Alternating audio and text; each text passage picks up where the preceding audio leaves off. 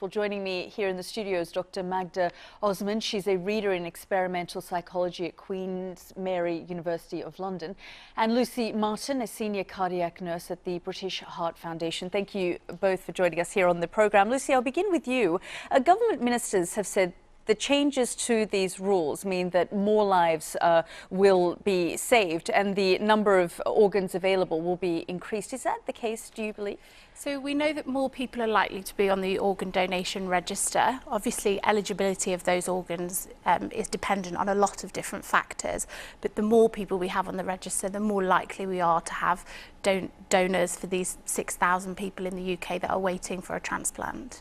Dr. Osman, is that the case? I mean, when we see other countries who adopt these kinds of rules, do we see those changes suddenly impacting their societies? Well, as Lucy said, what happens is that you increase the number of people who are actually registered to donate their organs.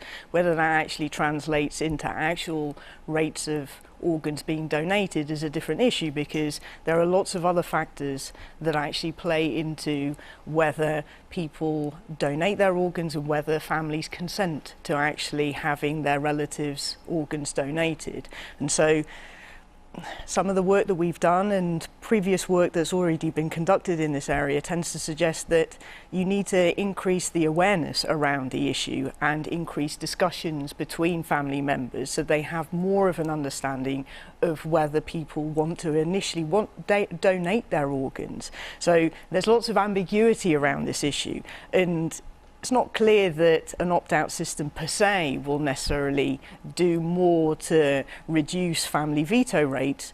It's more likely that public campaigns would. Even if someone says, look, I want to be an organ donor, but families can actually veto. So it's this bill that will be going ahead is called a soft opt-out clause, and what that means is that you will be entered onto the system as a donor unless you go on and say that you do not want to be a donor.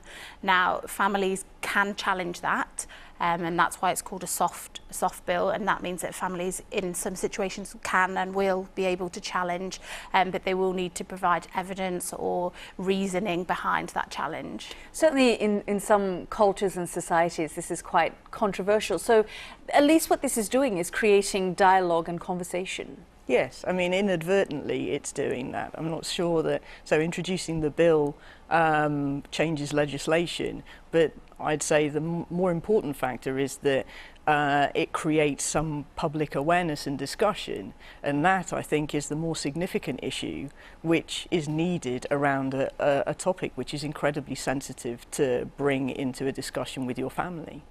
Lucy, help us understand the situation internationally, because I suppose every country has their own opt-in and opt-out rules and regulations. Yeah, so we know at the BHF we looked into what was happening worldwide and within Europe, and we know that 9 out of 10 of the leading countries for organ donation do have an opt-out bill.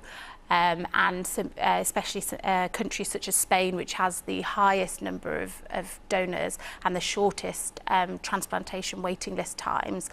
They've had this sort of bill in place since the 1970s, but actually only really the last 10 years have really pulled it into play, and it has made significant differences to their transplant rates. And can you choose which organs you donate? Are there specific ones that you're willing to donate and others that you're not? Yeah, so an option with this bill is that you can go on and say which organs you would specifically like to donate and which you wouldn't. So there is still very much an element of you making that decision yourself and making sure that your wishes are made clear. Help us understand, Dr. Osman, why this is seen in some places as quite controversial.